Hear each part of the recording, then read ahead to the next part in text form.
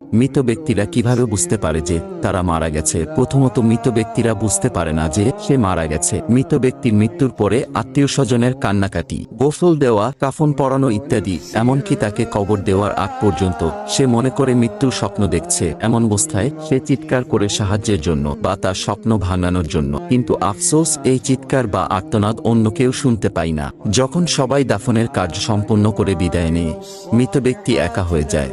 ঠিক তখনই মহান রাব্বুল আলামিন তার আত্মাকে তার দেহে ফিরিয়ে দেয়। প্রথমত, মৃত ব্যক্তি এটি ভেবে নেয় যে হয়তো তার খারাপ